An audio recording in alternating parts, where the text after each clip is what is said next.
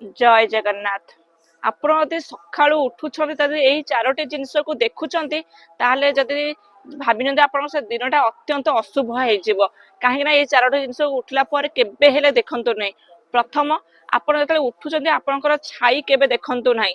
ଆଉ ଯେତେବେଳେ ସେକେଣ୍ଡରେ ହଉଛି ଆପଣ ଯେତେବେଳେ ଉଠୁଛନ୍ତି କେବେ ଫୋନକୁ ବ୍ୟବହାର କରନ୍ତୁ ନାହିଁ। ଆପଣଙ୍କ ନିଜ ନିତ୍ୟକର୍ମରେ ଲାଗିଯାଆନ୍ତୁ, କିନ୍ତୁ ଫୋନ କେବେ ହେଲେ ପ୍ରଥମେ ଉଠୁ ଉଠୁ ଦେଖନ୍ତୁ ନାହିଁ। ଆଉ ଥାର୍ଡରେ ହଉଛି, ମୁଁ ଏଇଟା ସବୁ ସ୍ତ୍ରୀ ପୁରୁଷ ମାନଙ୍କ ପାଇଁ ବି କହୁଛି, ସମାନ କଥା ସମସ୍ତଙ୍କ ପାଇଁ। ଆଉ ଯଦି ଉଠୁଛନ୍ତି ଯଦି କେବେ ମାନେ ରୋଷେଇ ଘରକୁ ଯାଉଛନ୍ତି, ରୋଷେଇ ଘର ଯଦି ହଉଛି ଅଇଁଠା ବାସନ ପଡିକିରି ଅଛି କେବେ ତାକୁ ଦେଖନ୍ତୁ ନାହିଁ। ଆଉ ଚେଷ୍ଟା କରନ୍ତୁ ଅଇଁଠା ବାସନକୁ ହଉଛି ସବୁବେଳେ ରାତିରେ ମାଜିକି ଥୋଇଦେବା ପାଇଁ। ଆଉ ଯଦି ମାଜି ପାରୁନାହାନ୍ତି, କୌଣସି ହଉଛି ପରିସ୍ଥିତି ପଡିକି ମାଜି ପାରୁନାହାନ୍ତି, ତାକୁ ପିଛୁଳେଇକି ଥୋଇ ଦିଅନ୍ତୁ। କେବେ ହଉଛି ଅଇଁଠା ଲଗେଇକି ଥୁଅନ୍ତୁ ନାହିଁ।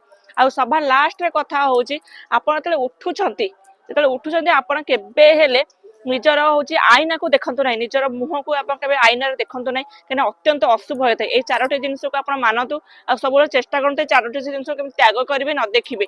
ଦେଖିବେ ଆପଣ ଜୀବନରେ ସୁଖ ସମୃଦ୍ଧି ଆଣିଦବ।